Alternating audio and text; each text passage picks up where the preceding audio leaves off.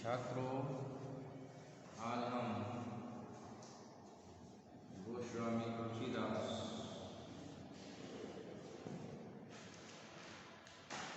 की कवितावली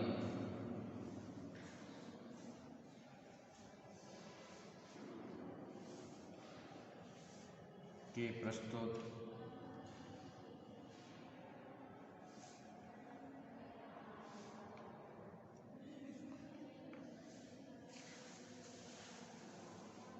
छंद को लेकर उपस्थित हुए हैं। ये दोनों ही छंद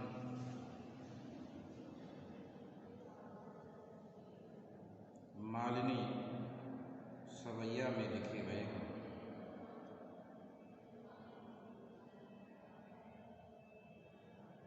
तो आज हम इन दोनों ही छंदों की चर्चा करेंगे।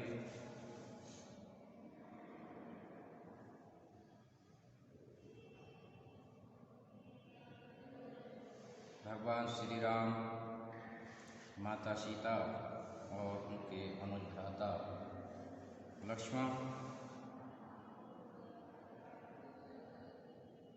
जब वनवास के लिए निकल रहे हैं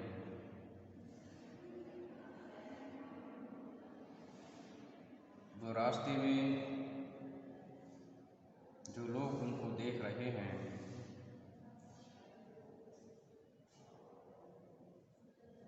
उनको देखकर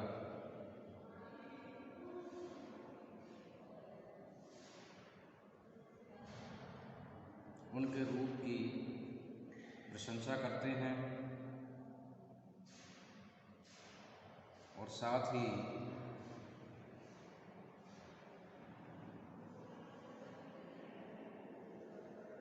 जिसने वो वनवास दिया है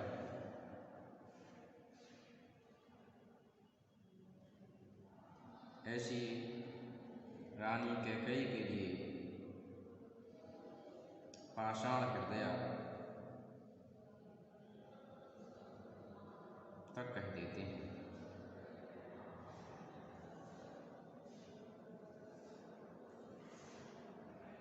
आइए छात्रों, आज हम इन छंदों के विषय में जानते हैं।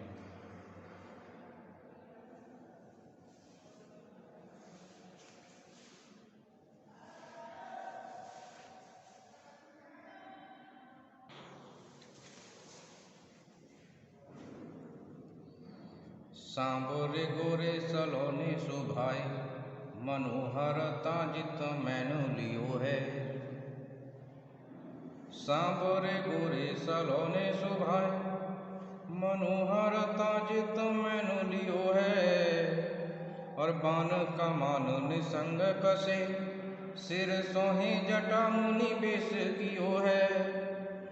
संग लिए विधु बैनु बधे, रति को जेह रंचक रूप दियो है। पायन तो पनु ही ना पाया दे, क्यों चले हैं सकु चात हियो है। सांबोरे गोरे सलोने सुहाय, मनोहरता जित मैंने लियो है। कि सांवरे गोरे सलोने सुहाय, मनोहरता जित मैंने लियो है। सांवरे श्यामले रंगे और गोरे दोनों ही बड़े सुंदर लग रहे हैं। मनोहरता जित मैंने लियो है, ऐसा प्रतीत होता है जैसे मनोहरता जित मैंने लियो है, अर्थात जिन्होंने सुंदरता में मनोहरता में कामदेव को भी जीत लिया है।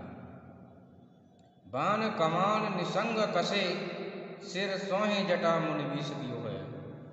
और उन्होंने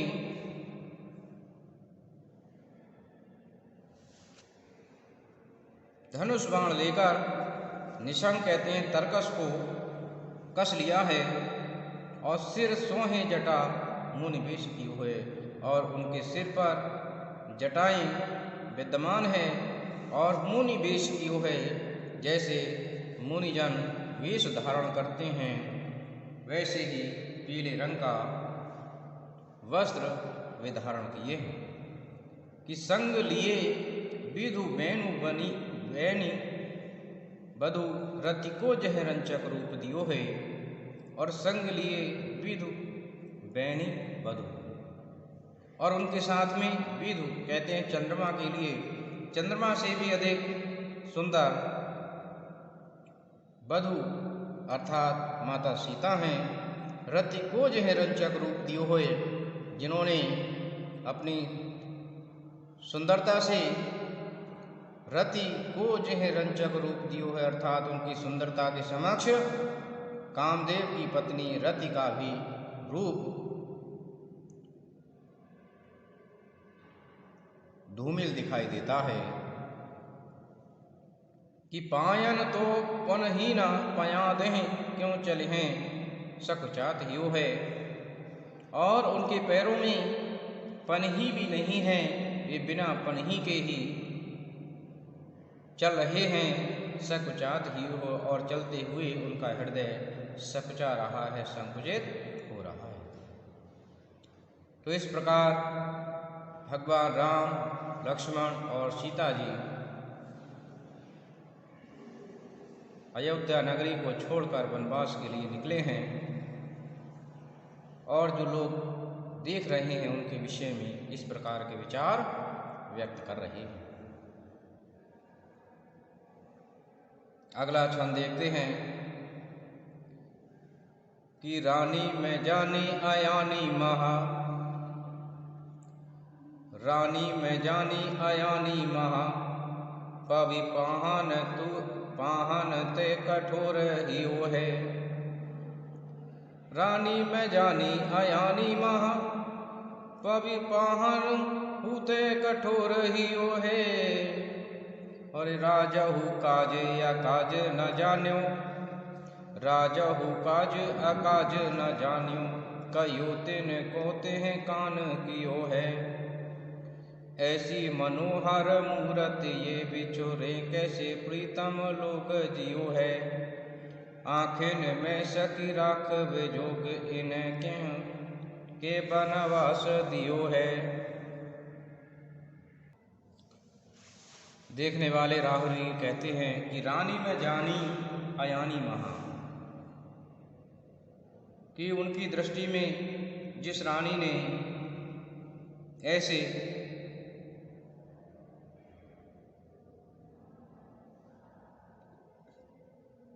लोगों के लिए जो वनवास दिया है, तो ऐसा प्रतीत होता है जैसे वह रानी पत्थर से भी कठोर हृदय वाली रही होगी। राजव काज अकाज न जानियो, कहियो तिह को जेह कान कियो। और राजव काज अकाज न जानियो, कहियो तिह को ये कान कियो है।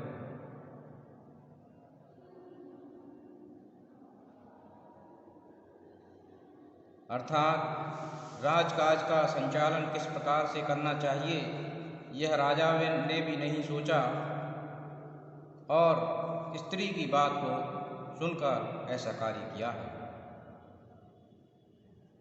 ऐसी मनोहर मूरत ये बिछरे, कैसे प्रीतम लोग जियो है। कि ऐसे मनोहर मूर्ति को धारण करने वाले से बिछुड़कर भला कैसे लोग रह पाएंगे। आँखिन में सखी राख जोग, इन्हें किम के वनवास दियो है। कि जो लोग स्वयं जिनकी आंखों में वनवास छलक रहा हो, ऐसे लोगों के लिए भला वनवास देना कहाँ तक उचित है। ऐसे लोगों के लिए वनवास देना सर्वथा गलत है। तो इस प्रकार से इन दोनों पदों में, पहले पद में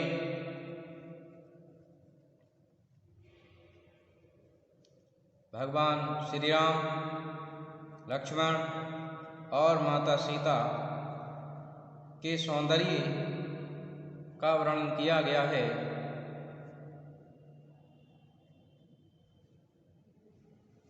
वहीं दूसरे पद में इस बात पर जोर दिया गया है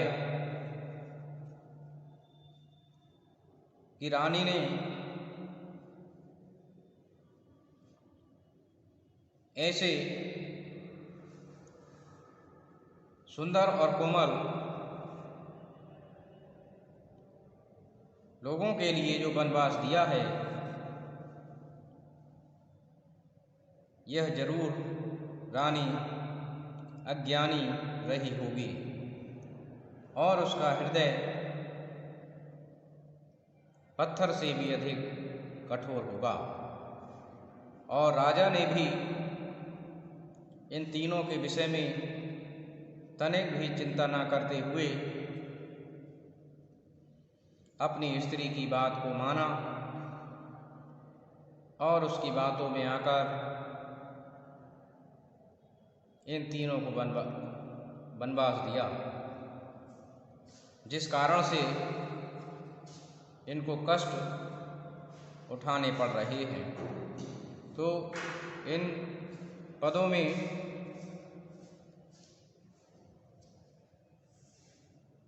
जो ग्रामवासी और दर्शक हैं, वे एक ओर तो तीनों के सौंदर्य के विषय में बताते हैं, वहीं दूसरे पद में कैकेयी और दशरथ के प्रति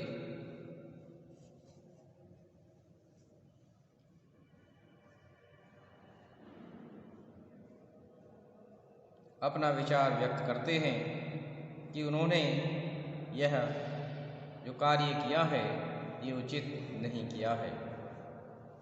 तो मैं समझता हूँ छात्रों कि आपको ये अवश्य समझ में आया होगा। धन्यवाद।